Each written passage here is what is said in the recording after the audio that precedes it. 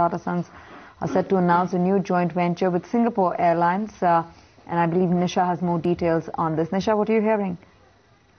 Right, Tanvi. What we are gathering from our sources who are directly linked with this particular development inside the company is that Tata Sons is set to have another airline JV in India, and this will essentially complement the earlier JV that they have with Air Asia, which is forming a part in India. Now, so Tata Sons is in talks right now with Singapore Airlines. In fact, what we do gather is that they are going to make an announcement of signing a joint venture with the airline company Singapore Airlines for a joint venture to operate in India. Now, this essentially will mean that it is going to complement what the operations that Air Asia India is going to bring to table in India. So pretty much it is going to be capturing the entire market when it comes to Tata Sons in the airline space in India, because see, Air Asia India is going to operate in the low-cost segment, is going to really capture the tier 2 markets, will be operating in the southern part of India, and they do not want to get into the premium segment, while Singapore Airlines